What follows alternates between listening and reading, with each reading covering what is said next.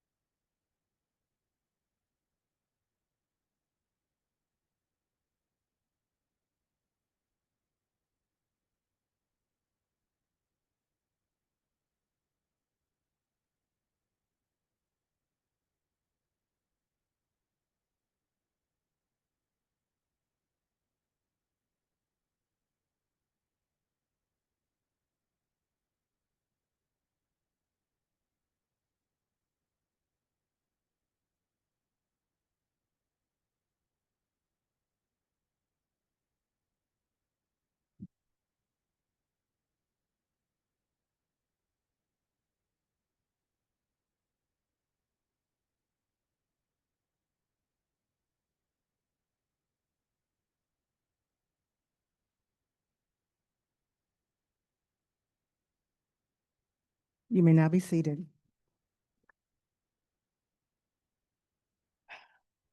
Next item on the agenda is the approval of the meeting agenda. At this time, we'll entertain a motion. I move that the Board of Education approve the meeting agenda of September 30th, 2025 as submitted. I have a motion. Do I hear a second? I'll second. Any discussion? Hearing none, all in favor say aye. Aye. Motion carries. Next item on the agenda is the required approvals agenda. At this time, we'll entertain a motion. I move that the Board of Education approve the required approval agenda of September 30th, 2025 as submitted. I have a motion. Do I hear a second? I'll second. Any discussion? Hearing none, all in favor say aye. Aye. Motion carries. Next item on the agenda is school welcome, Star Lake Elementary School. Dr. Pfeiffer. Thank you very much. I'm excited to be here this evening at Star Lake Elementary, half in Star Lake, half in Evergreen. So thank you very much to the staff and students for hosting us. I'm going to invite Principal Dr. Lockhart to do our school welcome. She's going to be highlighting the strengths and opportunities for growth here at Star Lake. Principal Lockhart.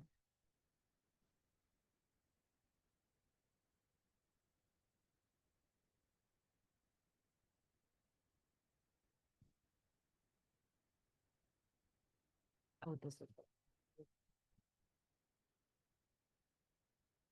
Good evening, Board President Dr. Jones, members of the board, and Superintendent Dr. Pfeiffer. I'm Dr. Lockhart, a proud principal at Star Lake Elementary. Thank you for the opportunity to share a few highlights from our school as we kick off the 25-26 school year. At Star Lake, I gotta grab my thing here. Sorry, folks. Not working. Oh, there it goes.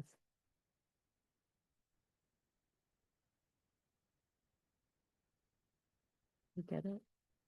Okay. At Star Lake, we continue to build a school culture that's inclusive, responsive, and deeply connected to our families. Our PBIS system ensures a welcoming environment for every scholar. Our instruction is data-driven and adaptive, and we're committed to continuous improvement here. We ask ourselves regularly, are we doing what we say we're going to do?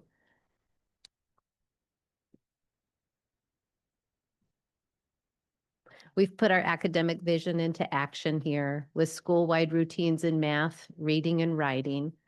We have an ambitious goal in our foundational work around writing and reading and math. We're shooting for 80% proficiency. We know that early success starts at the early ages. So we're really shooting for 80% proficiency by third grade. There we go. In terms of safety and belonging, they're foundational here. We're very proud at Star Lake that 80% of our scholars respond to our Tier 1 PBIS systems. And we're improving our regular attendance each month with the goal of 70% and currently stand at 77% regular attendance as of today. We've seen strong gains in ELA. And celebrate those successes with proficiency rates as high as 64% in ELA.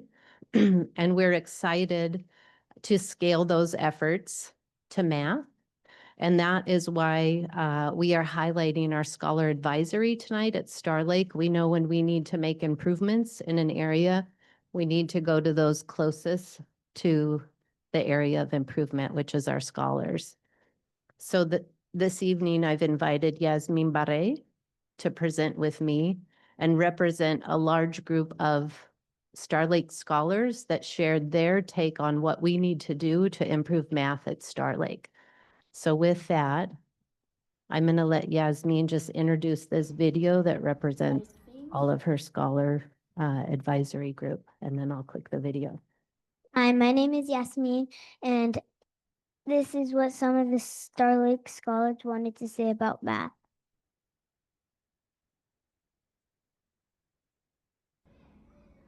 I think if it was like calm and like not like interrupted, maybe like math could be like fun sometimes.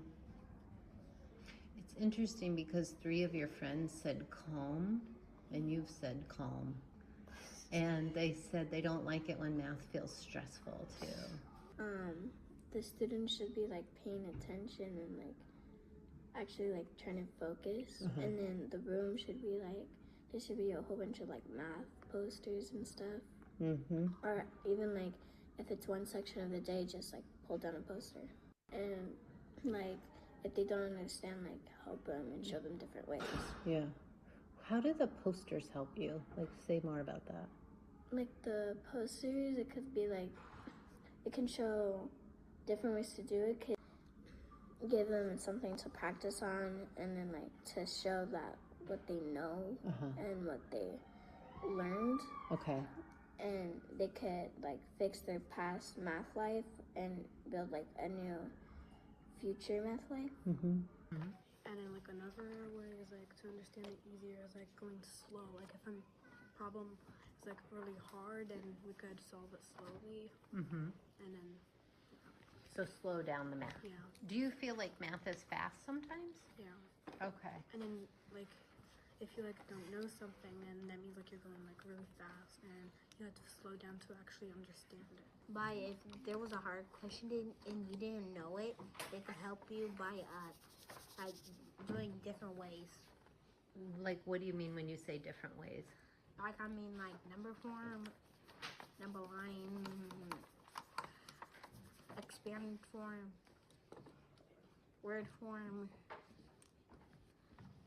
picture forms. Picture form, yeah. I kind of forgot the order.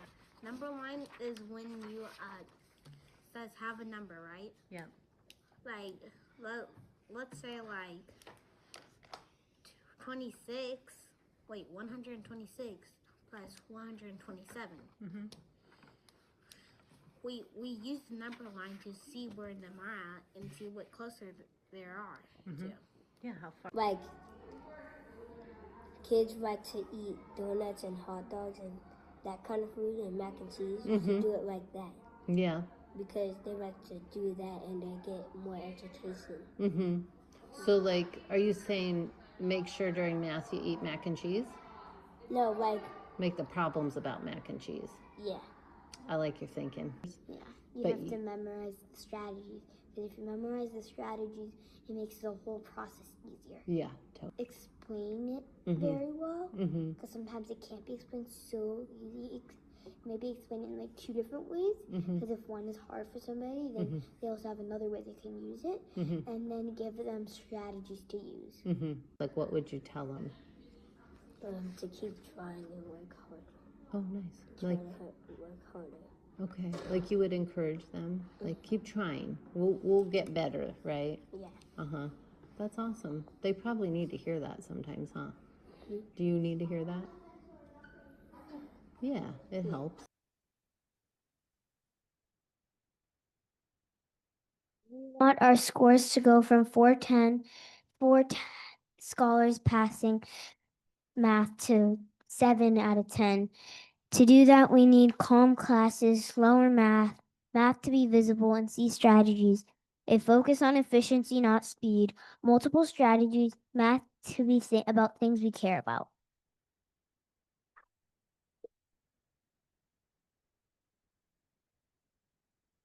Thank you for allowing us to present tonight.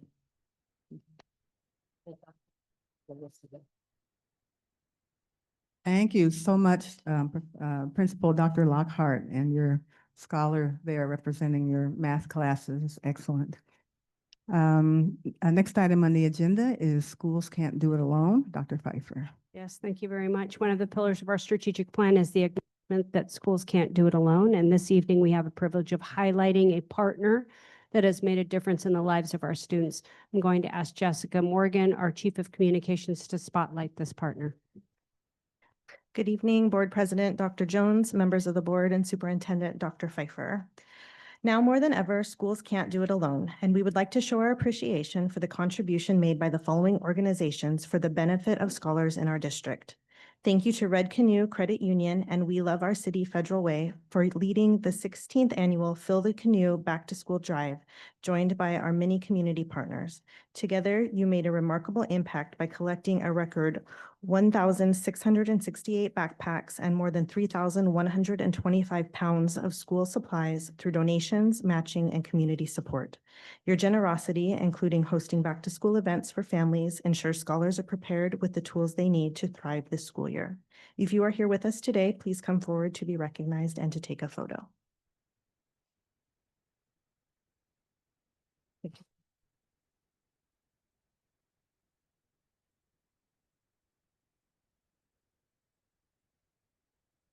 Next item on the agenda is good news announcements.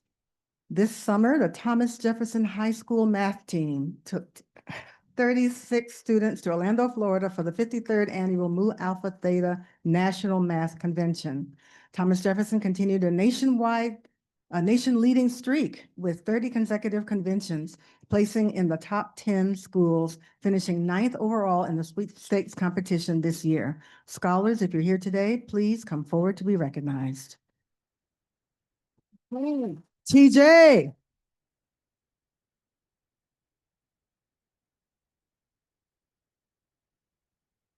Congratulations on this outstanding achievement and to all our scholars who earned team and individual honors, including multiple top 10 finishes.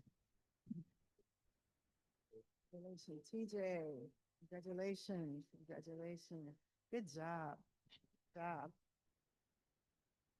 We would also like to recognize Clinton Vu from the class of 2025, who received the prestigious Governor's Leadership and Service Award, which includes a scholarship. Congratulations, everyone. We are FWPS proud of you, scholars.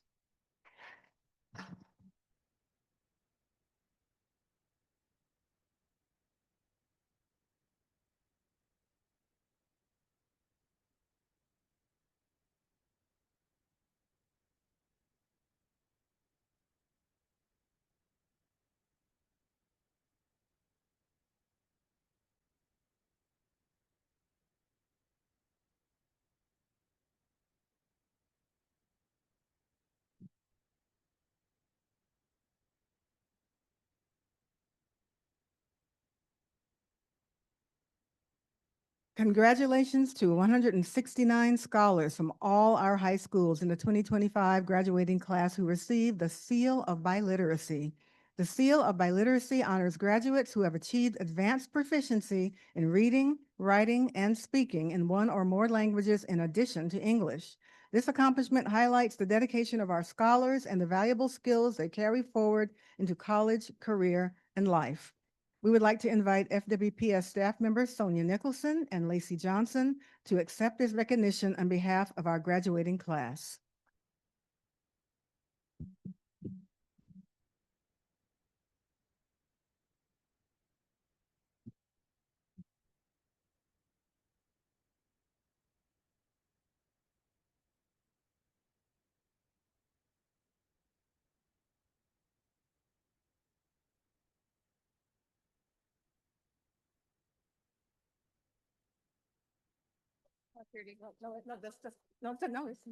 This is it. This is the last part. Students who have earned the Seal of Biliteracy represent our commitment to thriving in our multicultural and diverse society. We are FWPS proud of all of our scholars. Right, I have one other. This is our good news announcement as a surprise here. Michael Swartz, good news. It's bittersweet to share that after 24 years of dedicated service to Federal Public Schools, Michael Swartz will be retiring from his role as Executive Director of Capital Projects effective tomorrow. Michael has served in a variety of impactful roles: assistant principal, elementary principal, principal on special assignment, and most recently, Executive Director of Capital Projects. In each of these positions, he has shaped the future of our schools in ways that will endure for years to come. Michael's accomplishments are many, from leading to the school level to overseeing the construction of our new schools as part of our 2017 bond and for the transformation of Memorial Field. But what stands out most to all of us is his commitment to relationships with students, colleagues, families, and community members. That focus on people is what has made his leadership so meaningful. Both he and his leadership will be deeply missed, but his legacy will live on and will continue to benefit our scholars and community for many years to come. Please join me in celebrating Michael Swartz's remarkable career and wishing him all the best in his next chapter.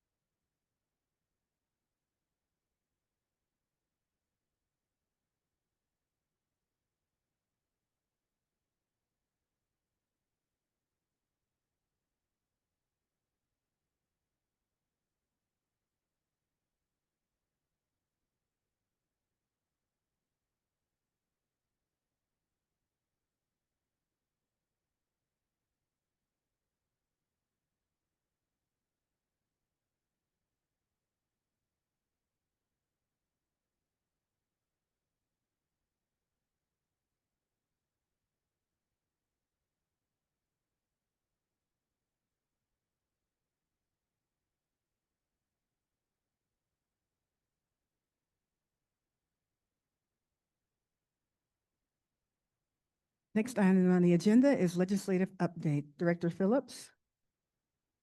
Good evening, school board directors. For our legislative update, it'll be brief. I just wanted to say thank you to Director Davis for your work. WASDA held its annual General Assembly, and school districts from around the state were able to log in. It was a virtual meeting this year. I know Dr. Pfeiffer was also online. I was there in person, and we had our General Assembly where we went over legislative priorities for us as a state.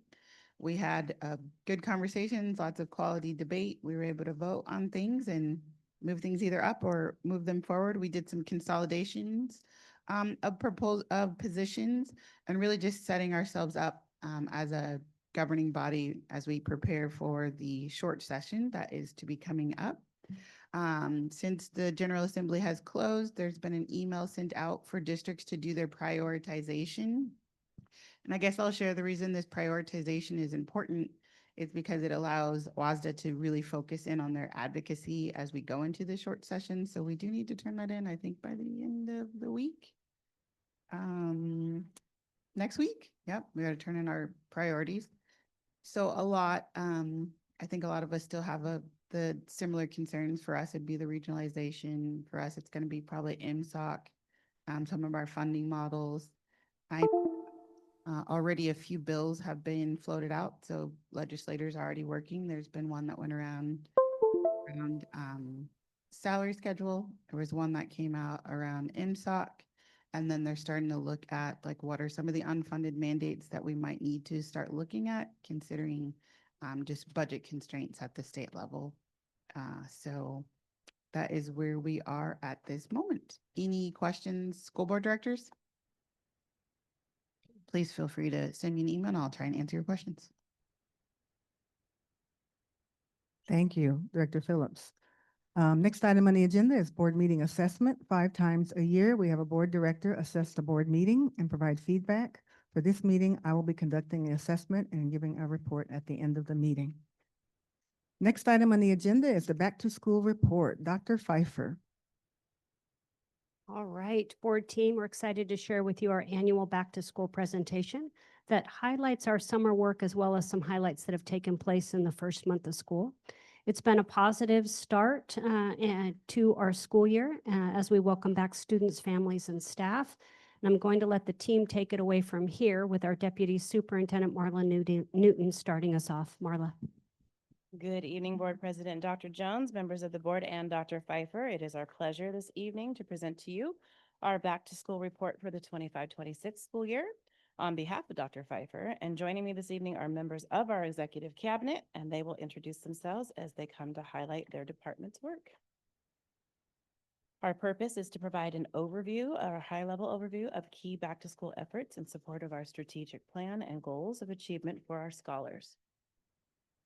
In this evening's presentation, you will note how our theory of action, our core beliefs, and strategic goals are realized as we collaborate and work as a system to set the stage for the 25-26 school year. The efforts of each department work to ensure that we follow our theory of action, lead for our vision of excellence and equity, and embrace the core beliefs of our strategic plan. This evening, you will hear an update from the departments that are listed here.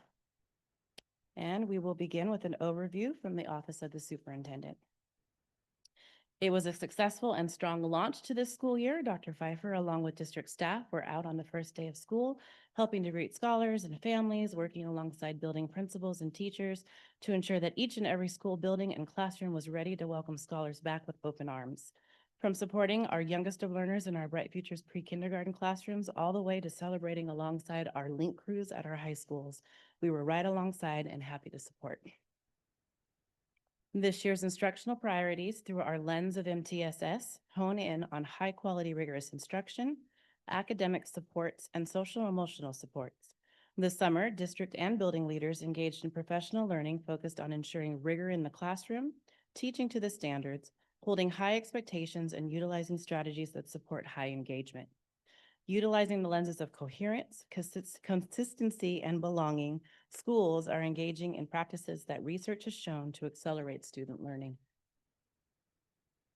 This year, we launched a new middle school master schedule driven by the MTSS framework. And this new schedule has an intentional focus on core instruction, ensuring 60 minutes of instructional time for core content, designated time for small group instruction, and directed time twice a week where admin, teachers, and support staff spend time analyzing student data, plan for instruction, and design both intervention and extension, ensuring that each and every scholar is receiving what they need academically in order to further their academic growth, as well as an alignment of elective opportunities across the system, advisory and planning time across all middle schools in Federal Way Public Schools. And we are excited for this investment in the middle school master schedule and our intentional focus on meeting the needs of each and every scholar. The 25-26 school year marks the most recent update and revision to our district's cell phone and electronic device policy and procedure. The state superintendent charged all schools in Washington to visit their policies and to work to implement restrictions of cell phone use in order to maximize instructional time in classrooms. While Federal Way Public Schools had prior cell phone expectations, this year we launched strong with a district-wide initiative that limits the use of cell phones and electronic devices during the school day. Elementary students are only permitted phones before or after school, and our middle school and high school scholars are limited in their use during the school day and are only allowed access during their lunch period. So far, the pulse and the feedback has been positive. Principals and staff are using reminders to help scholars break previous habits. When walking schools and classrooms, phones are not present, and families have reported that they appreciate the initiative. We will continue to monitor the implementation of limiting cell phones and electronic devices, and we're looking forward to seeing a positive impact on scholar learning. I'm now going to turn things over to our learning improvement officers, who are going to share how they have engaged in launching the school year successfully.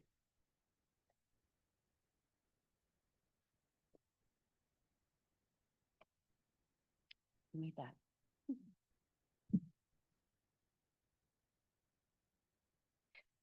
While this is a window into the LIO work as we launch the school year, the most important work is ahead as we engage in professional learning with our principals, assistant principals, and new leaders. In particular, we engage in visits with principals that are differentiated based upon the need, as well as addressing our common areas of focus.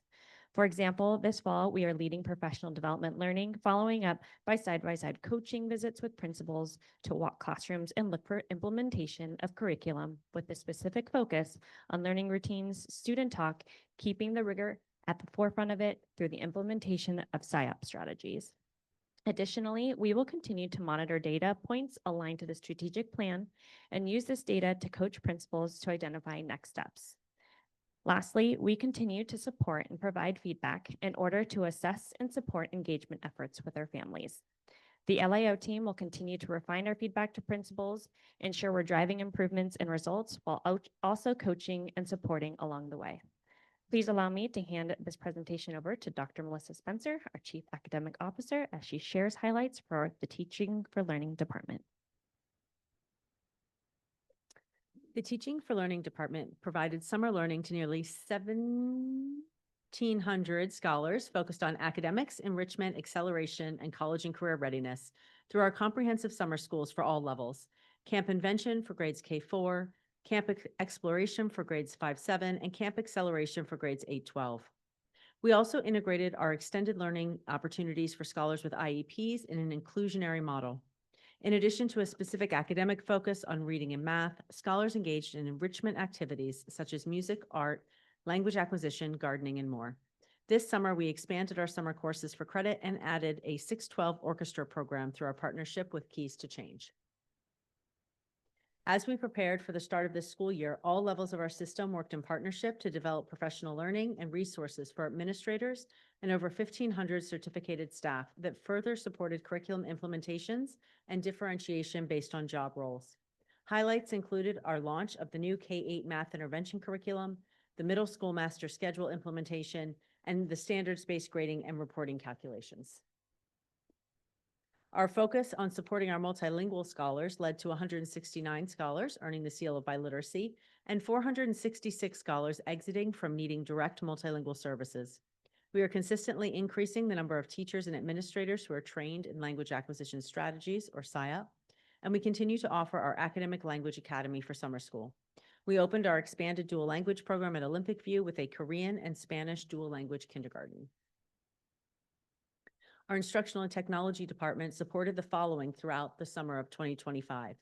They developed the technical adjustments and intentional communication of support for the updated method of grade calculations in grades 6 through 12, developed the curriculum, training, and supported the registration of a record 25 First LEGO League robotics teams across Federal Way Public Schools, which will directly impact more than 350 scholars, and supported the work of expanding our K-8 implementation of Project Lead the Way at every elementary school and middle school, and now supports over 7,000 scholars with accessing rigorous STEM and project-based learning opportunities.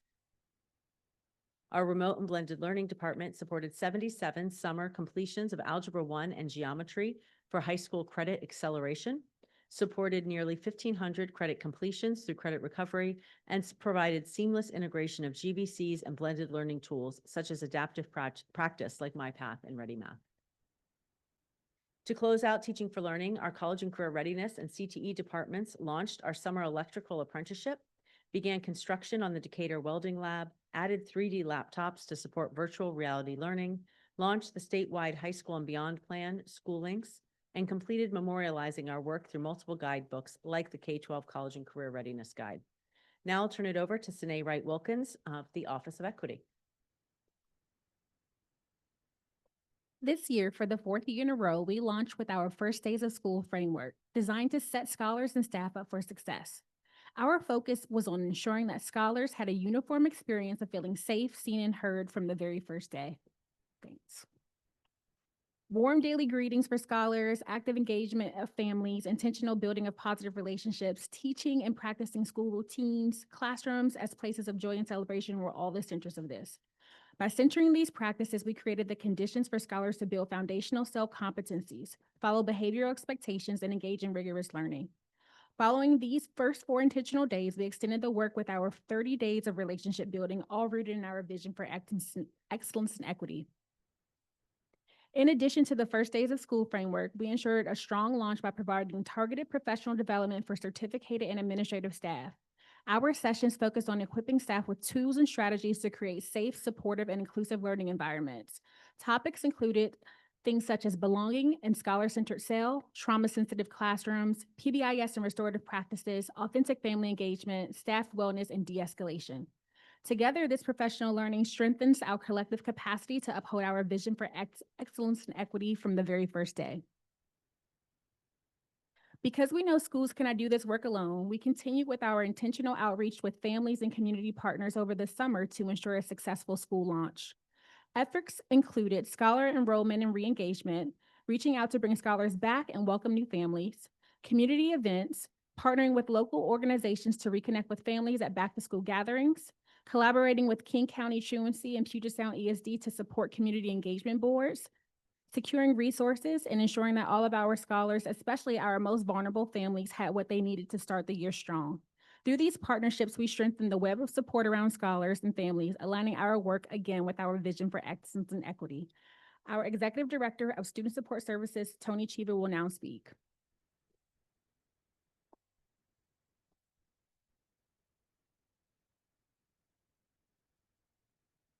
Okay, so Student Support Services will be focusing this year on inclusion and rigorous instruction for all students. This summer, students who received special education services were involved in different types of learning opportunities. Scholars with IEPs participated in extended school year, camp exploration, invention and acceleration. This school year, we will have an intentional focus on instructional practices in special education classrooms and alignment to our guaranteed and viable curriculum. We focused our summer professional development on database decision-making, setting up all classrooms for scholar success, and IEP accommodations and modifications to support inclusionary practices. This summer, we opened up all of our trainings to both general education and special education teachers, knowing that information is power. On August 23rd, Student Support Services welcomed back 237 special ed certificated staff members and over 50 nurses to our summit, where we focused on inclusionary practices, IEP writing, and systems that support progress monitoring. In Student Support Services, we're committed to delivering differentiated instruction to all students from preschool through age 22. These are just some of the sessions we worked on over the summer. Our approach is designed to meet the diverse needs of our learners, ensuring that each student receives personalized support and opportunities to succeed. By aligning our curriculum and the Common Core state standards, we provide a consistent, high-quality education that prepares students for college, career, and life. Our dedicated educators employ a variety of teaching strategies and resources to address the unique strengths and challenges of each student, fostering an inclusive and equitable learning environment where every student can learn.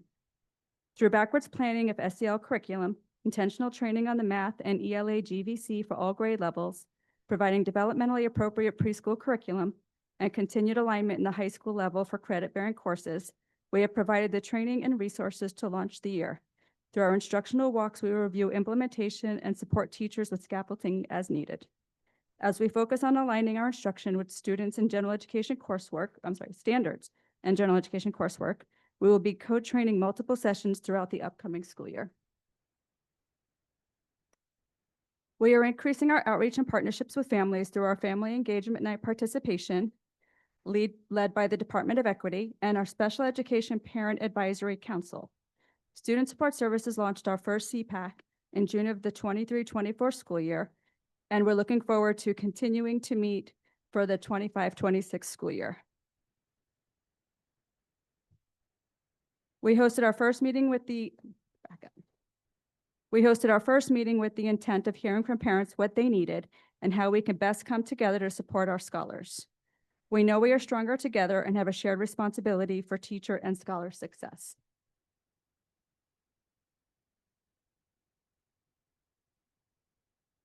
Please allow me to welcome our Chief of Communications, Jessica Morgan, for her department update.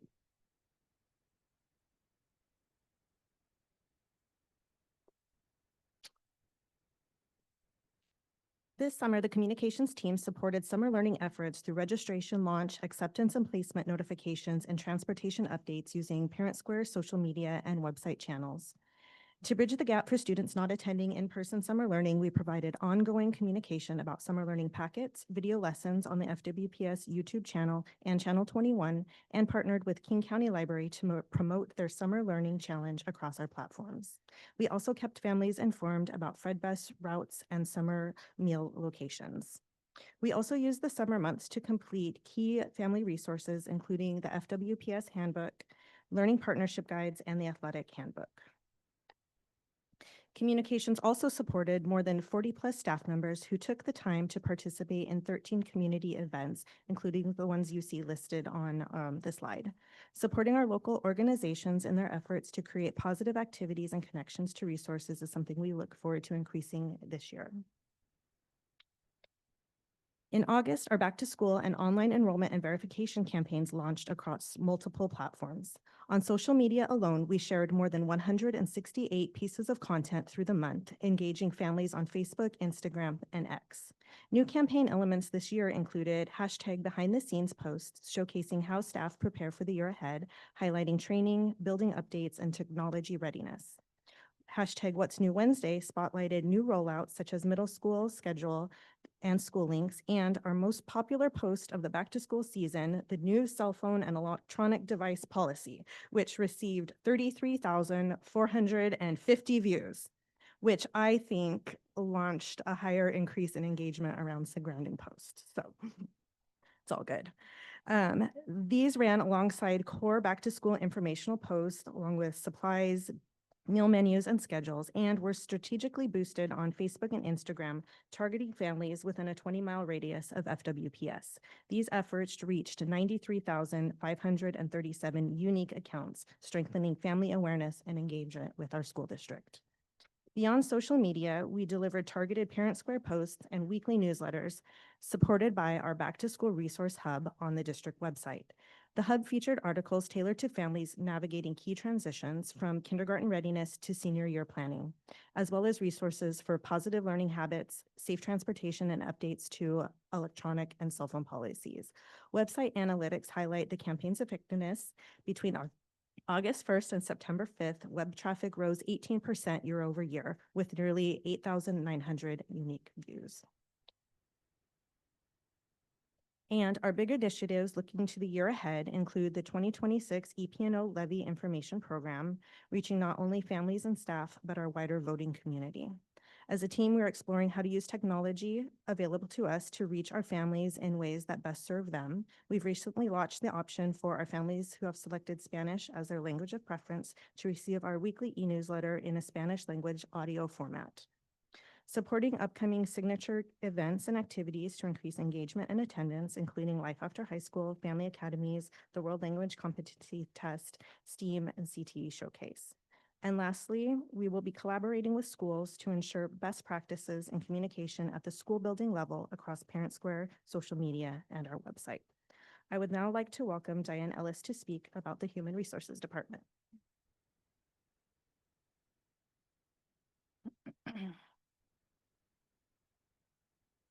Thank you. The Human Resources Department has been focused this summer on recruiting and onboarding highly qualified staff into federal public schools. We've held multiple classified job fairs to fill paraeducator, bus driver and bus assistant, and nutrition services positions. Principals and department heads with multiple openings have been invited to attend these sessions for on-site interviews and facilitation of hiring. In fact, this summer, spring and summer, we have hired 121 certificated staff 83 classified staff, which includes 75 paraeducators and 8 bus drivers, as well as 60 guest employees. Additionally, the HR team is focusing efforts on welcoming, informative, and supportive onboarding of new employees. New this year, we will be following up with new teachers throughout the year to get feedback about their experiences and determine where additional human resource supports are needed. This past spring and summer, we had the pleasure to engage in the opening of contracts and bargaining with multiple groups, including our Association of Federal Way School Principals and our 3 Public School Employees of Federal Way groups. Our team was comprised of key leaders that represented the departments of each group, and we worked in collaboration with our association and union partners to settle and approve all agreements. Looking forward for the Human Resources team this year, we are working hard to refine practices and support staff in various HR-related topics. We are establishing our best practices documents for leaves and accommodations, refining our investigation processes with timelines, templates, and building administrator support, and we're planning for HR 101 for building administrators to support them as they navigate any number of human resources situations. Further, we are continuing our multi-year job description review. Next, I'd like to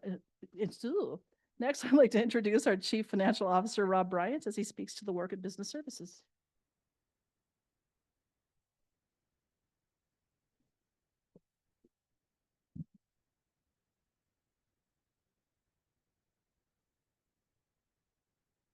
Business services has many roles. Ensuring the fiscal health of the school district is one of the primary and most important ones. That being said, we always walk the line of compliance and support.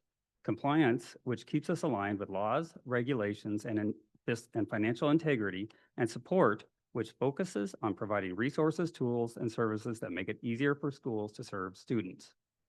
This balance is how we bring our district's theory of action and the strategic plan to life in practical ways.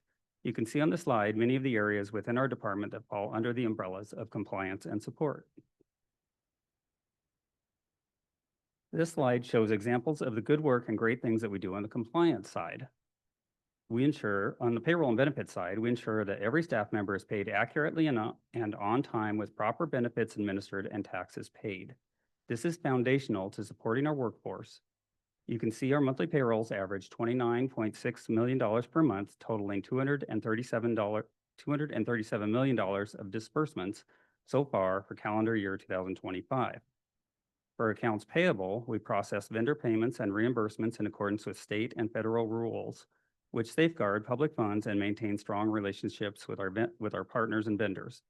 A total of $83.8 million has been dispersed across all of our funds so far for the January through August timeframe, averaging about $10.4 million per month. And for grants management, we also manage millions of dollars in state and federal grants, ensuring that the dollars are spent as intended and reporting is accurate so that we can continue to receive and maximize these resources. And here are some examples of the good work and great things on the support side. 9-day counts. Early in the school year, we conduct deliberate enrollment counts for the first 9 days of the school year, which drives staffing adjustments, class size balancing, and overload costs. We've been very intentional this year. You will see that we budgeted and originally staffed for an October 1 projection of 20,970. Data today shows us at 21,007 students. Please note that this number also does not even include our full-time Running Start students or our pre-K students. For facility use, we manage community use of our schools, ensuring access while also generating revenue that helps to support district operations.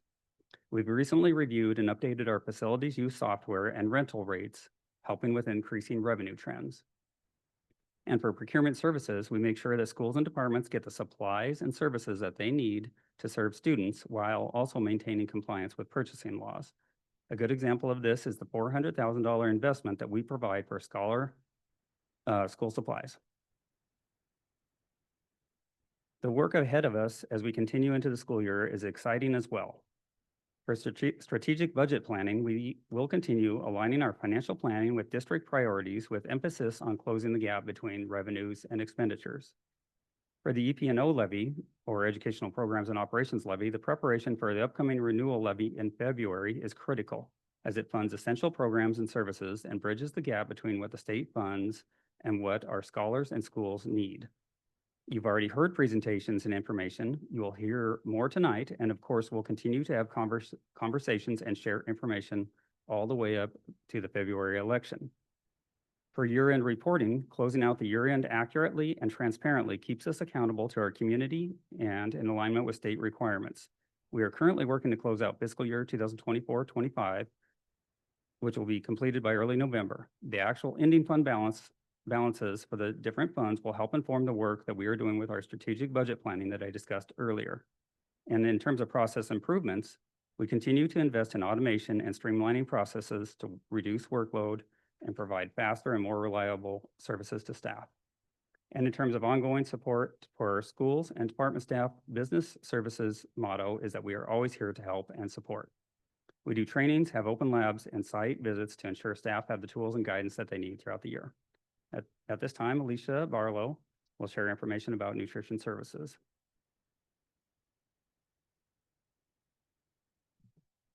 It is my pleasure this evening to present to you our nutrition services updates. This summer, we served over 33,000 meals across 31 locations. Our summer meal program ensures scholars have access to hot meals and good nutrition when school is out for summer break. To prepare for the return to school, we held our all-staff meeting where employees engaged in important learning around food safety, our school garden to cafeteria program, and a cultural training on native foods. We are actively hiring and recruiting, and I am happy to share that we started the school year with only 18 open positions, which continues a decreasing trend of the number of open positions at the start of the year over the past 3 years. Our maintenance team was able to close nearly 100 work orders over the summer to ensure our schools have the equipment they need to serve our scholars. We also opened the new Illahee Middle School kitchen, ensuring staff had the training and equipment needed for a smooth startup. This year, we are excited to continue offering meals to all students at no cost under the community eligibility provision. Our breakfast in the classroom programs have expanded to 8 additional locations. We will be expanding our Second Chance breakfast programs to additional sites starting in October. The Second Chance breakfast program allows our secondary scholars who miss the before-school breakfast to have a second chance at getting breakfast between their first and second period of the day. We continue to see large increases in our breakfast program participation year over year due to the breakfast in the classroom and Second Chance breakfast programs that reduce barriers and increase access. We have also expanded our school garden to table program, which allows scholar grown and harvested organic produce to be served at lunch, increasing the amount and variety of our fresh produce. Here at Star Lake Elementary and Evergreen Middle School, we are piloting a bulk milk program. The goal of this program is to reduce the amount of waste produced by the school lunch program. Milk cartons are neither recyclable or compostable and contribute a significant amount to our landfills. I am now going to hand things over to our Executive Director of Transportation, Michelle Turner, who will share with you updates from the Transportation Department.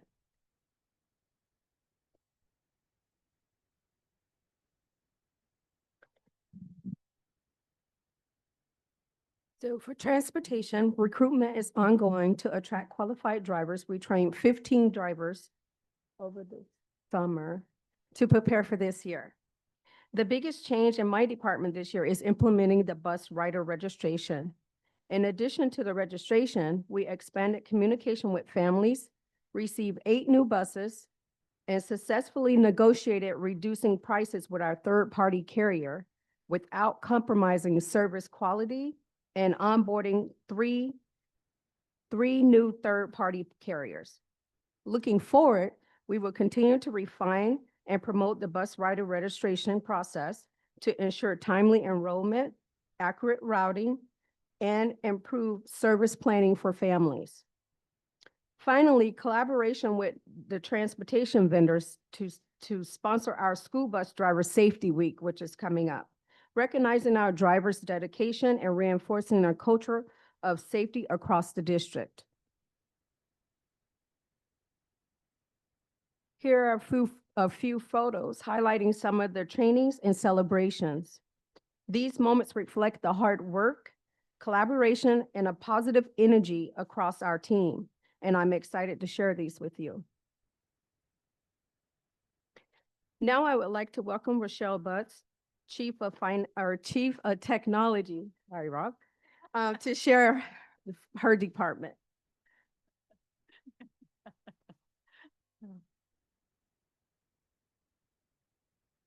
This last summer, we were able to further expand our student technology internship program. In partnership with our CTE and Career and College Readiness Department, we have added cybersecurity aspects to internships. 14 students learn how to repair Windows and Chromebook student devices, image machines, and set up labs across our district. They can also work towards their HP certifications that prepare them for opportunities within the technology industry. In ITS, we began our system-wide migration on staff and high school student Windows devices, migrating from Windows 10 operating system to Windows 11. The team including our interns, hand-touched over 12,000 devices, re-imaging them with Windows 11 and the necessary security updates to continue to support the integrity of our network and our data security. We will continue staff device migration through December. In alignment with our strategic plan, Pillar 4, Data-Informed Continuous Improvement, the Enterprise Applications team continued to expand our data analytic dashboards. These dashboards contain targeted information that supports the tracking, monitoring of progress, and success of our work. Each dashboard is customized according to the needs of each group, containing important indicator data. We have an analytic dashboard committee that consists of department members from TFL, equity, LIOs, technology, and building principal representatives. Our dashboards support our focus of multi-tiered systems of support, strengthening our professional learning communities, and success indicators measuring program progress across our system. I will now turn it over to Mike Benzine, Executive Director of Maintenance and Operations. Thank you. Hello. This summer maintenance and operations completed a number of critical projects, including over 2,000 work orders in 57 days. This was challenging due to funding. However, we were able to execute and complete these projects using the talents of our staff in-house. Some projects to highlight: we completed all school site reunification plans for emergency preparedness. We started our 5 solar array projects from a grant. We completed the Decatur High School welding shop. One of my favorites was we were able to install a 6-foot perimeter fence around Lakeland, and we were able to reuse the fence that we took down at Green Gables. There are many other projects, but definitely the most critical was restoring the power, full power to Decatur High School. I would also like to show a graph basically on the sites that we had the most hours. You will see that Decatur High School, Federal Way High School, Mark Twain, and Todd Beamer had the most hours. I would like to thank you all, and now welcome the amazing Michael Schwartz.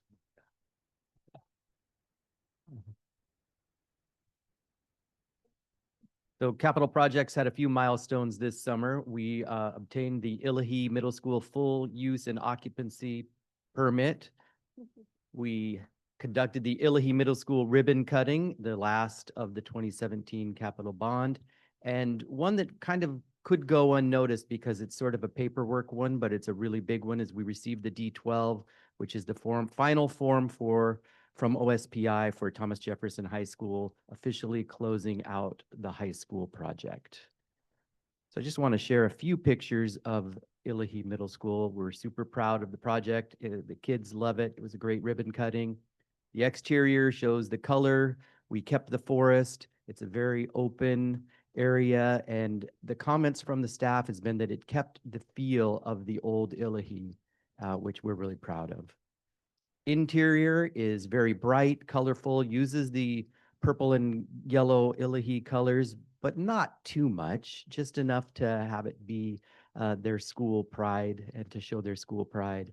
And then a couple of items at the end that we're really proud of. We redid the whole gym, and it's a massive gym, and it's really open and great. And then we have the rave pitch, which is the only rave pitch by the Rave Foundation to have Musco lighting as a part of it. So so far, we're the only one.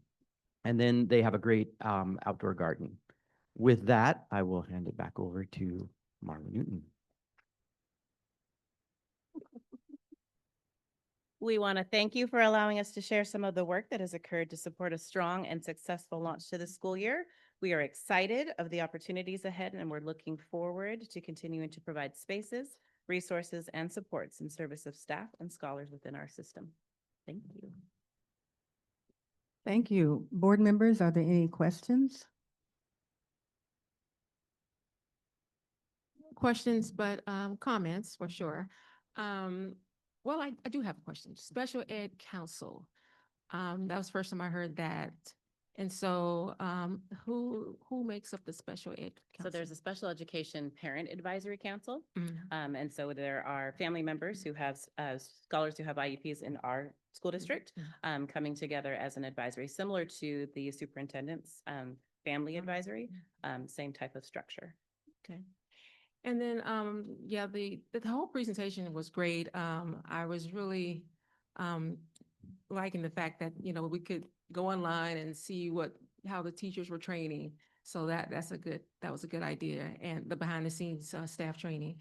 And then I always have curiosity about the facility rentals, but that's something I can ask at another time. I'm happy that we're still able to do summer meals. And I think the bulk milk program is the absolute best. They're not wasting any at all. They just get whatever they want out of the little thing and drink that and put the glass away and reuse that glass. So that's great. But it's funny when you say we're starting off the school year. It seems like the school year from last year never ended because the school our summer, which we appreciate all the opportunities for our kids, that they're not just, you know, having nothing to do, and their brains are still being put to use. They're learning, and they're learning, you know, being a part of orchestra, getting that, and all these other fun things that they get to do when the Fred bus comes around. So yeah, it's great stuff. Good stuff. Thank you.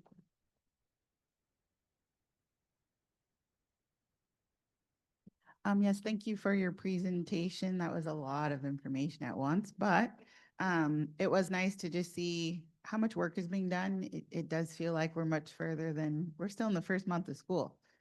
So congratulations to you guys just for really keeping the pace strong. It was good to see enrollment.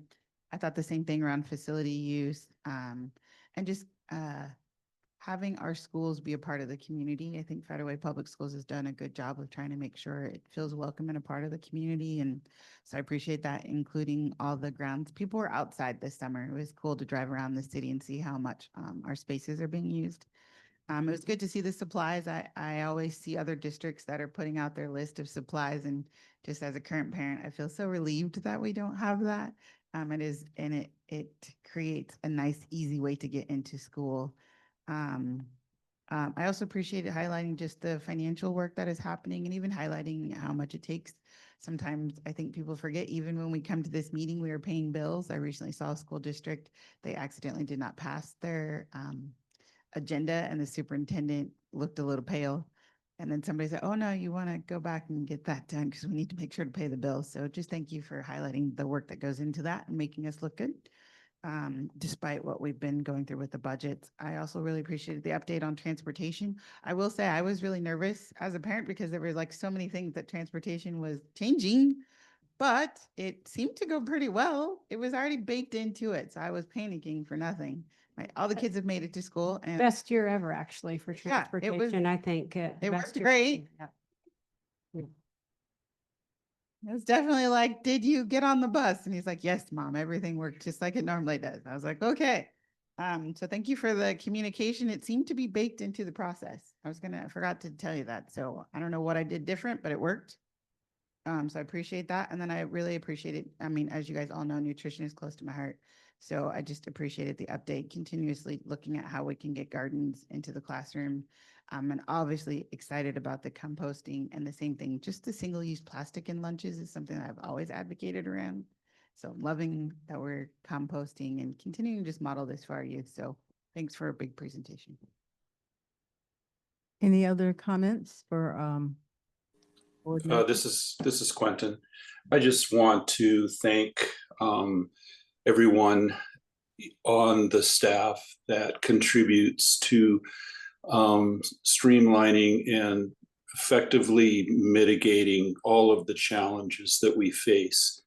The school system obviously is a very complex organism, not just an organization, but it's a living, breathing organism. And by working together, it actually, I think, provides the kind of environment and community that we can all be proud of. So I want to thank Dr. Pfeiffer for her leadership in this, but I also want to pay respect to each of the contributors that oversee each of the departments in seeing that our environment for our students, our families, has the stewardship that it deserves. And thank you for this overview. Looks like we're getting off to a good start. I'm very optimistic that it will continue, despite a lot of the noise that we see that goes on around us in so many areas, national, state, and local. I will never come away from this with other than highest regards for your contributions into making this district what it is. So thank you. Any other comments from members of the board? I just had a couple of questions, and one is just for clarification, because I know people were very interested in the middle school master schedule. So I wanted to just make sure that the middle school master schedule includes all middle schools so that they all will have the same number of electives and access to music and so on, that it's going to be uniform across all middle schools. That was a very pointed issue for some people, that to make sure that the middle schools were all equivalent and had the same opportunities, regardless of what feeder elementary school they came from or what middle school the scholar ended up at. So just want to make sure that we're talking about a uniform access to all activities. We are. Yes. Thank you. The other question I had was regarding the dual language program at Olympic View. Yes. And it is dual language Korean and Spanish. Two separate classrooms. And, Okay. there's an English track, all just English, Korean track, and Spanish track, starting at the kindergarten level. Okay, excellent. That's what I wanted to know. Thank you. Awesome program. I can't wait to observe that. Thank you very much for the presentation. A lot of work going on to make sure we had a good start to the school year. Thank you. Thank you.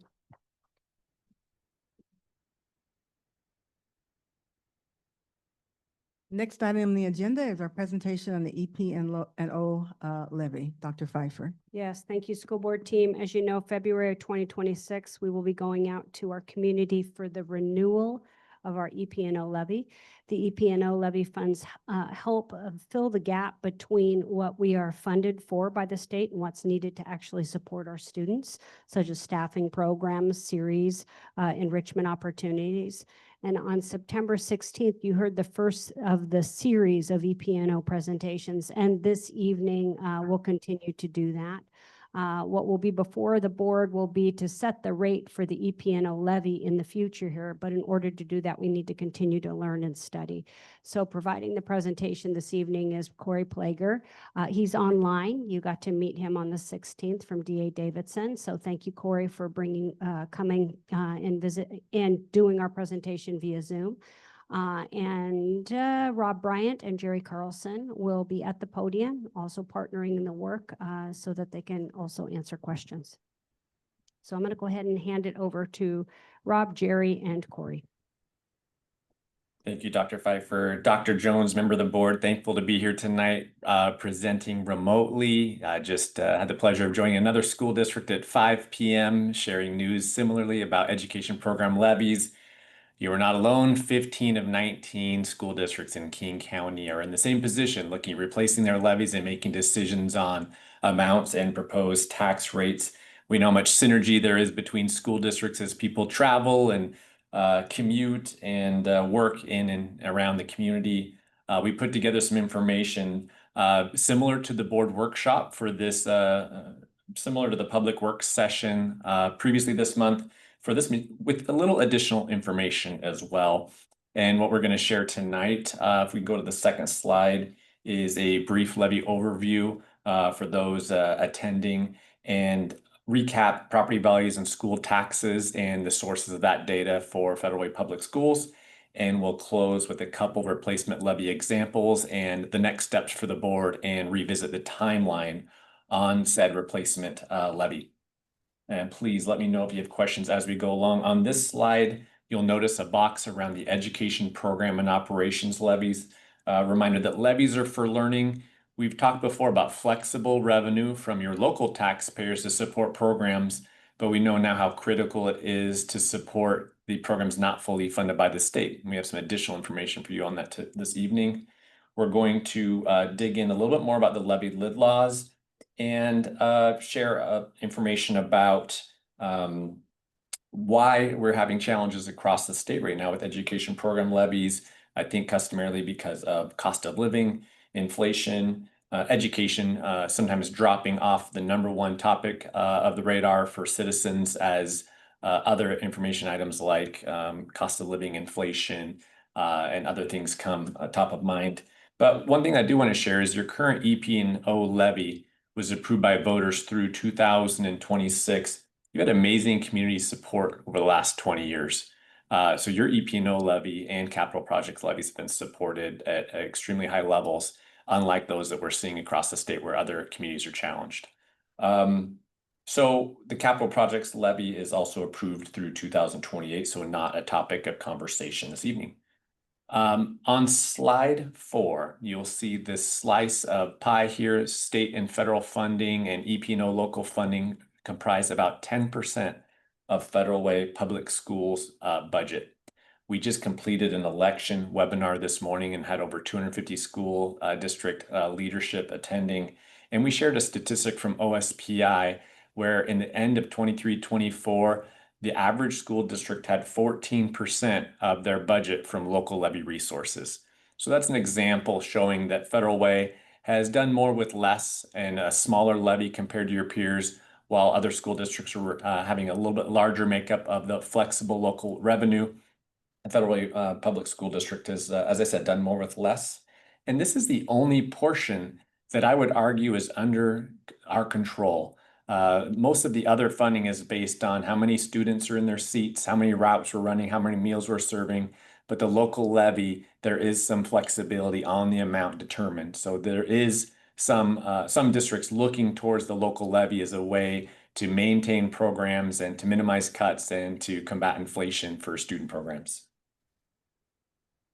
We shared that there's a gap between what basic education is funding and what is necessary to serve our student populations. And here are a couple items that we'd like to highlight.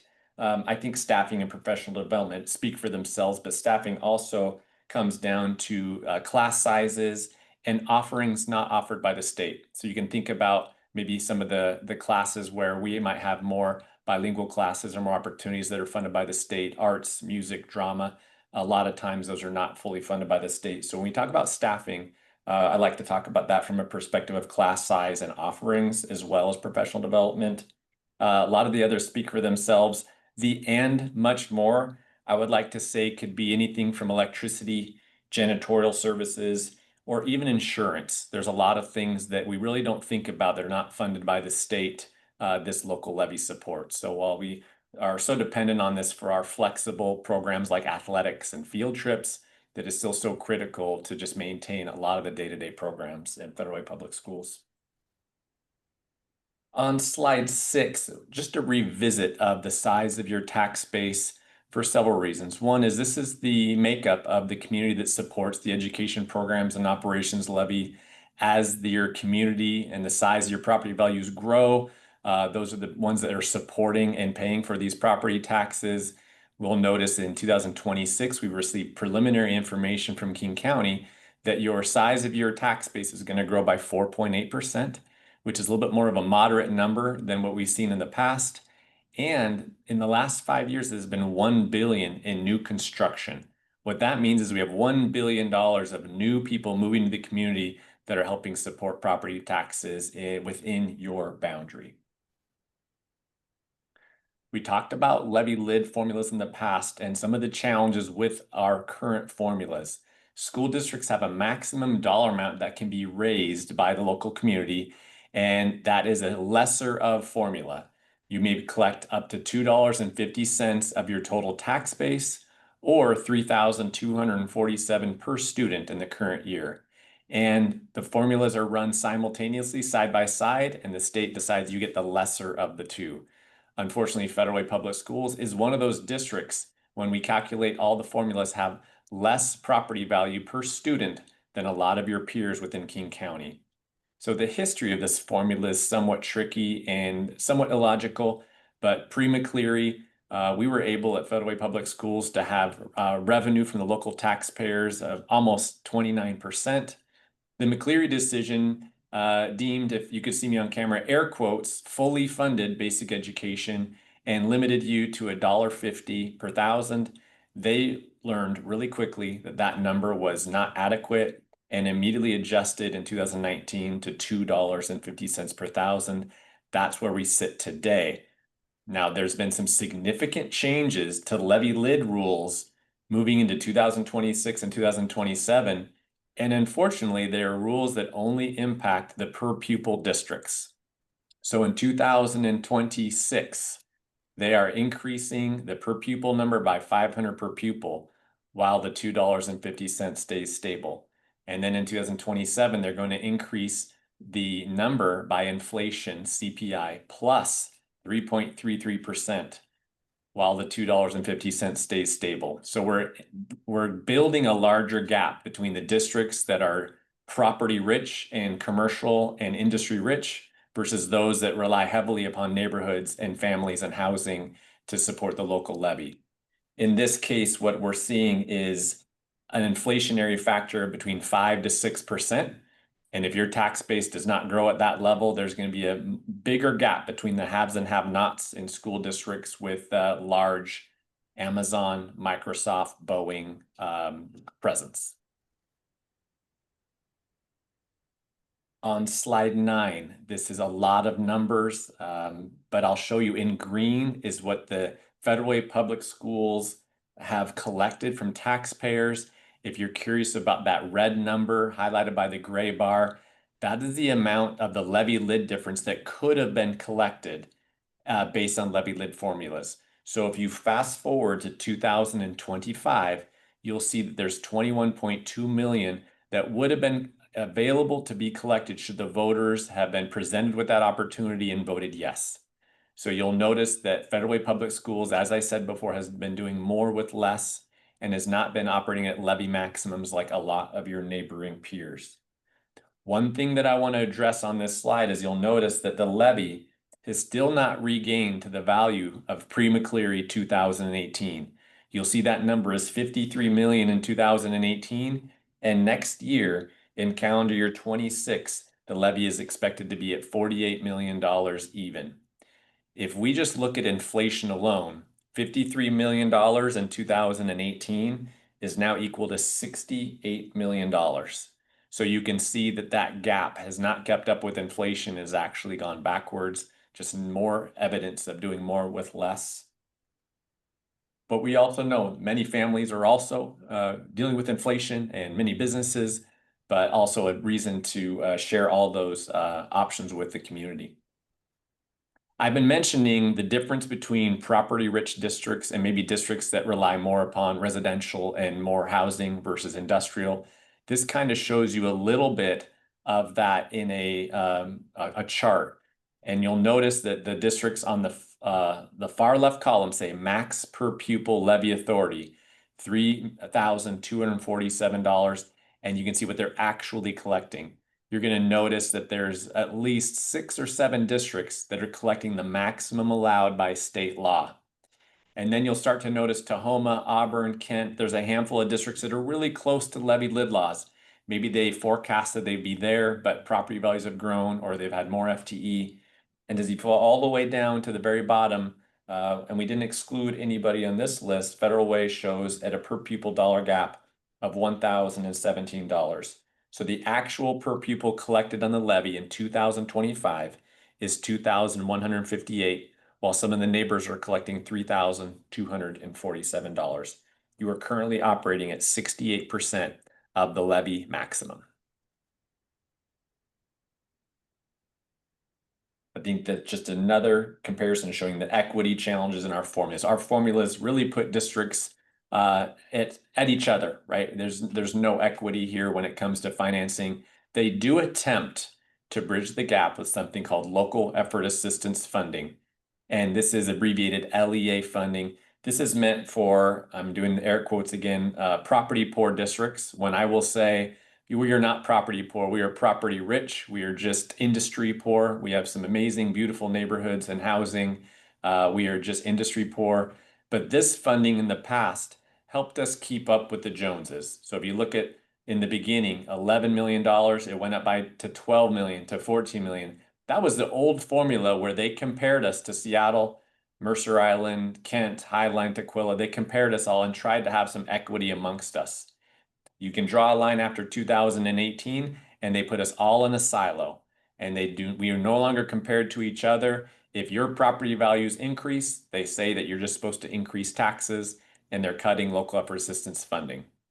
Fortunately, in 2026, they are starting to bring back some funding, but they're bringing back $150 per pupil at the same time as the levy lid is growing by $500 per pupil. So we are still only getting about 30% equity in finance through these formulas. You can see the forecast is you'll get an extra maybe $1 million next year. And there's other school districts that are going to be getting much more than that from levy lid increases. Just a few more slides of numbers. You know, I'm a numbers person. I'm throwing a lot of numbers at you, but hopefully absorbing some of these slides, seeing them for a second time will be helpful. I know repetition helps me. This is a history of your tax rates at Federal Way Public Schools. A couple things I would like to point out is that tax rates peaked in 2013 at $7.55 per thousand. Today, we are at $2.94. That's for several reasons. You'll notice in green, the EP&O levy was reduced by legislation in 2019, and it is now held at those levels for a few years. Your bonds have been maturing in different increments. In your 2012 bonds matured in 2024. So you see in tan that tax rate decreased there as well. So a lot of the property value increases that you've seen in your community have resulted in lower tax rates for folks. So there's been some relief here for those that had property value increases. It is also projected to stay level in 2026, but those numbers will not be finalized until February. We're on the home stretch. This slide I'll speak to very briefly. In green is what you ask the voters to approve. The rate is always an estimate. The amount is key. In 2025, the ask was for $1.86 per thousand, and the actual rate is $1.70 due to assessed valuations increasing higher than forecast. Showing some of the challenges in our school districts, you'll notice that Mercer Island, Bellevue, and Seattle, Lake Washington are all under $1 per thousand. I would like to share that Seattle's levy is $225 million. Lake Washington is $94.4 million. Bellevue's is $79 million. And so that's what you can compare as we look at our EP&O levy. And you'll notice that communities like Federal Way have to pay a higher tax rate to get less money per pupil.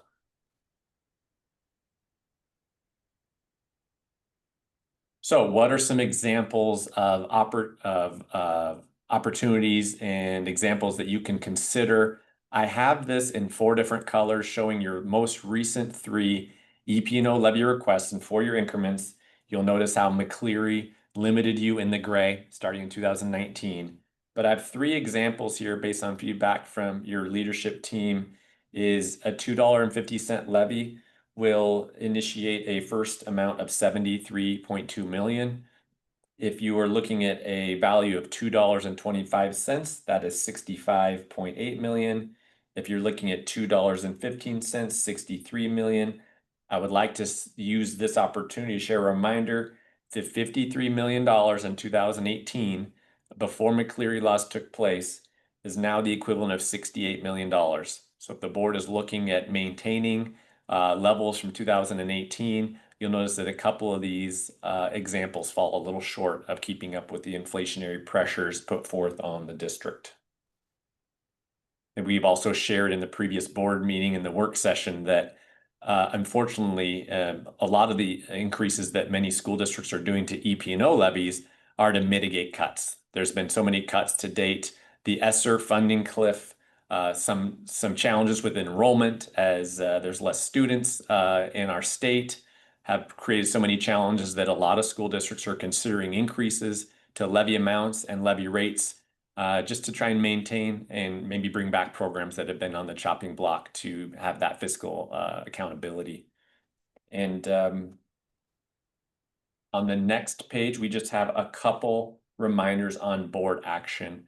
The board sets the election date and the levy amounts. However, the rates are estimates. Inside the resolution that will be brought forth to the board before the filing deadline in December, we'll set the collection years, estimated rate, and the levy maximum amount. It'll also define what the ballot looks like that will go forth to the voters, and it authorizes the participation in the voters pamphlet where you will provide an explanatory statement to the county, and the board will appoint for and against committee members. And just a couple dates on the final slide to remind that the first reading is scheduled for October 28th with possible adoption the 18th. And you can see the deadline is December 12th for filing with the county. And then the final dates are county deadlines. February's special election ballots will be mailed by the 23rd. The election will be held on the 10th. And that election, well, in most cases, we'll know that night at 8 p.m. how it looks. The ballot will not certify until the 20th of February.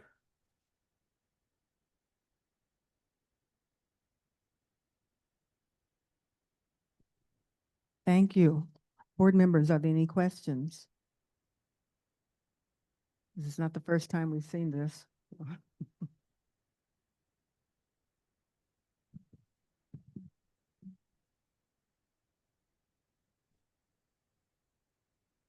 Thank you. Thank you for the presentation, Lakeisha Phillips, Director, District 3. I was online the last time, so now I'm here in person. You're online. We switched places.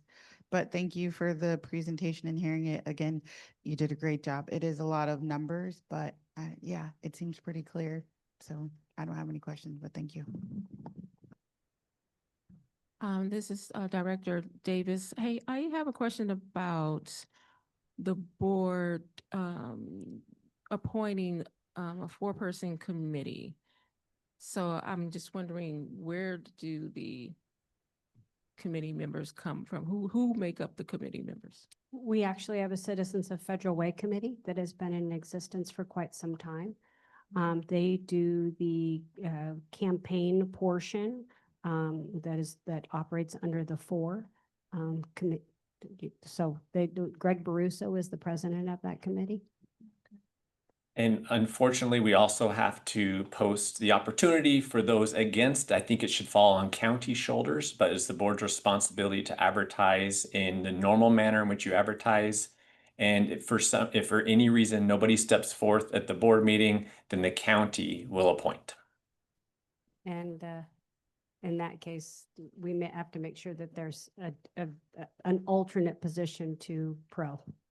Okay, that's what I was just wondering, because I would think it would need to be announced, but okay, so that cleared that up. Thank you. I did have two things that I observed. One, I was just curious. It said that there was over $1 billion in new construction within Federal Way Public Schools boundary. Is that including the work that the Federal Way Public Schools did? Oh, And- new construction, so totally new buildings, not including the money that we did with all of our schools. I don't, Corey, do you want to speak to the data?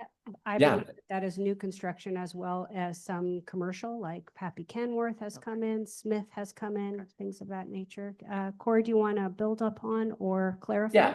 So your numbers really peak starting around 2019, where you're seeing about 150 million in new construction a year. And what that is, that's taxable property. That's apartment buildings, new developments, new businesses, and anything that is governmental, whether it's a library, park, school, hospital that's tax exempt is not included.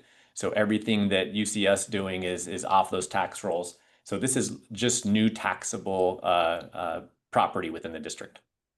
Okay, thank you. And then I also just wanted to, I don't know. I noticed as I was looking through this and, right, districts collecting more funds than what we are collecting. And some of those districts I know have gone into binding conditions, and yet we have persevered. So just kudos to everybody in their work, because not only are they collecting more money, they still went into binding conditions. And I am proud of the work that we've done to stay fiscally sound through the whole entire process. As a school board director, just thank you. And I do agree we've done more with less. Any other comments from members of the board? Thank you for that presentation. Important for us to keep up with what's we're going to be making decisions on. Next item on the agenda is superintendent comments. Dr. Pfeiffer. Yes, 14. It really truly has been a very positive and smooth start to our school year. It's hard to believe that tomorrow is October 1.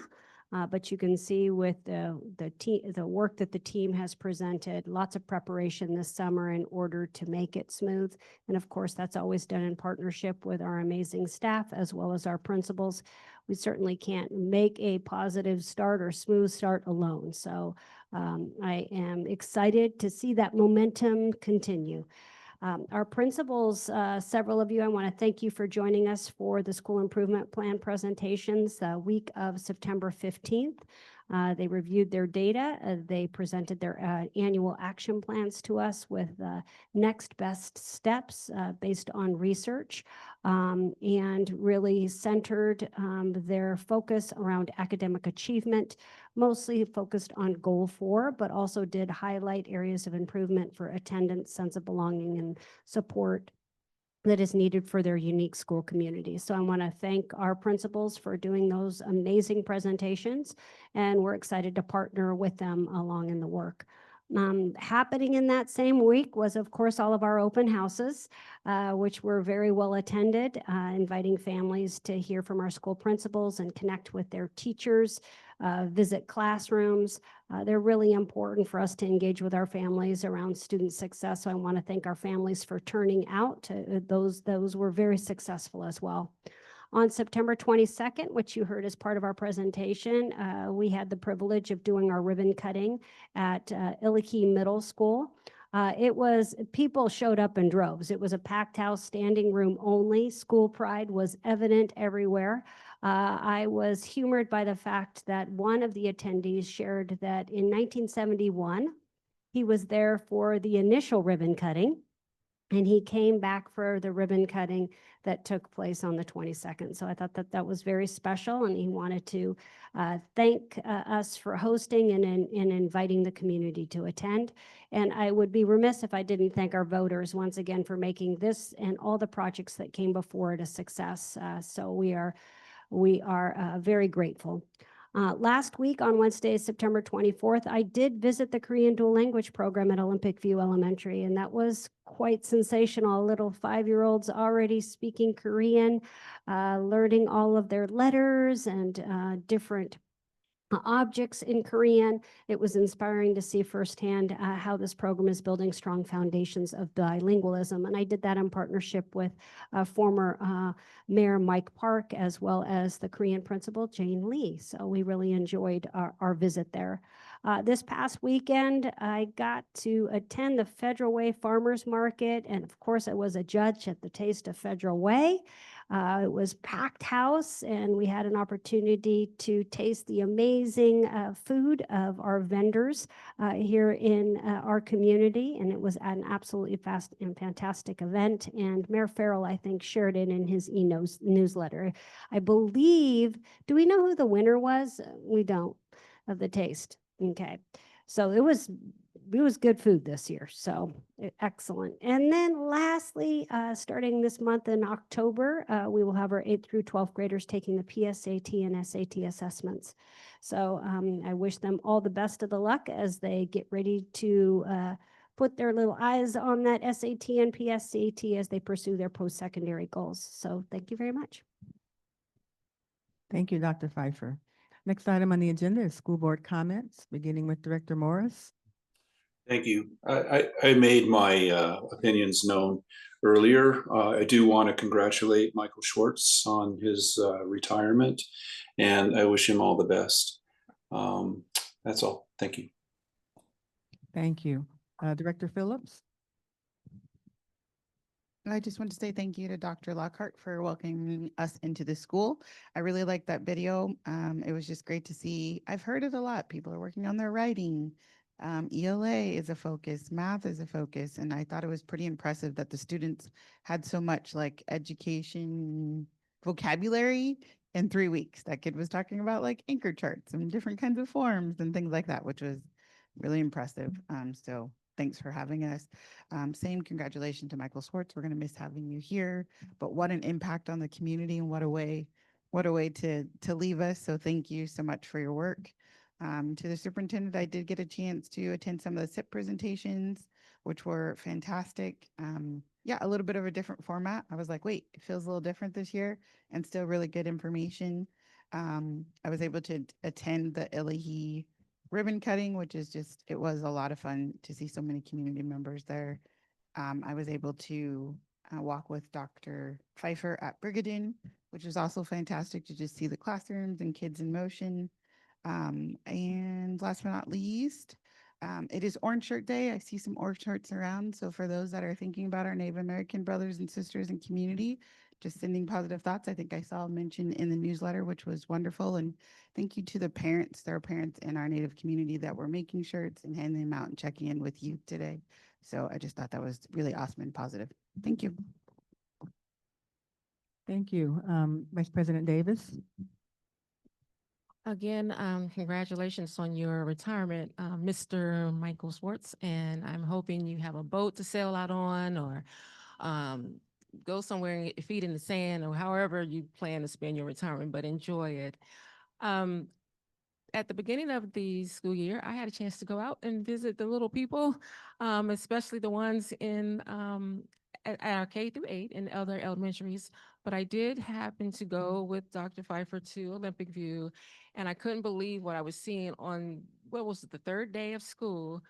The kindergarten class, the first one we went into was Spanish, and they were being taught in Spanish, and they were taking instructions in Spanish, and they were actually responding. I'm like, they're just sponges. They just get it. And then I go across the hall, and it's the same with Korean. And so I'm thinking, is there a way I can zoom in so I can learn to speak the language? But overall, I like the fact that right at the beginning of the school year that kids are already starting to learn. You know, we're not sharing what we did over the summer. I mean, it's okay to share what you did over summer, but it shouldn't take a week. So seeing that they were already getting started with learning was great. And I've been seeing that for the past few years that the district has really gotten at trying to get started with learning right away. So that's a big deal because you don't want to lose any day without teaching. And that's it for me. Thanks. Thank you, Vice President Davis. Director Murphy. All right. I'd like to also thank Principal Dr. Lockhart for welcoming us to this beautiful Star Lake Elementary. I really appreciate the focus on PBIS and welcoming every scholar and making them feel like they belong in the school. The focus on math, reading, and writing, very good. But setting high expectations and high goals for 80% proficiency by third grade, very good. Focus on attendance, also very important. And I'm a math person, and I really enjoyed hearing the young people talk about math and talk about making math low stress and more fun and focusing on accuracy and proficiency instead of speed. That was always an issue for me, is that, in math, when are you ever in life going to have to do math that fast? Yeah, never. It's more important to get the correct answer than to get the wrong answer quickly, right? And focusing on different ways of solving the math problems. The young man talked about number lines and word forms and number forms, and it's really cool to hear multiple strategies for solving a problem. So yeah, they were using good educational language, and it sounded like they were really going to get into their math, and I really looking forward to that. I also would like to reiterate the congratulations to our young people and the TJ math team, top 10, taking top 10 in math nationwide. So they're always up at the top, and I really appreciate that. Young people from our community excelling in math. And of course, near to my heart as well, the seal of biliteracy, 169 scholars achieving that very impressive goal, reading, writing, speaking languages other than English in addition to English. That's just really cool that we're foregrounding that skill for our young people. And lastly, I'd like to call out the presentations on the beginning of the school year, and I really appreciate that we're focusing on not just teaching and learning and all those very kind of obvious aspects of the opening of the school year, but also focusing on the more invisible things that make it possible for our young people to learn and succeed, and make it possible for our teachers to teach and educators to educate, the business services, nutrition services, transportation, building and maintenance, all of those more invisible jobs, information technology, all of those things have to happen and have to be organized and supported to make sure that the district can function and that the young people can learn, which is the focus that we're here for. So I really appreciate that we also get to hear from and see the offices that don't get as much foregrounding, and make sure that we understand that those are important and necessary for our schools to function. All right. All right. I am going to go over the board assessment 4 times a year. We look at those 5 times a year: January, March, May, September, and November. And we are looking at the goals of the board and making sure that we are upholding those goals and principles. First of all, we want to make sure that we're prepared for meetings and that we send questions in advance to the superintendent, that we review and meeting documents in advance, and I think we do that. Reviewing the agenda in advance so that we understand what it is that we're going to be covering. Also, reading materials in advance and looking over the presentation so that we are aware and prepared to address any concerns we may have. And being aware of our roles as board directors, as representatives of the community, and as people who are charged with upholding these goals that we have established. And I think that as far as I'm concerned, we are doing an excellent job of upholding those in this, as evidenced in this meeting. And with that, I believe we are adjourned.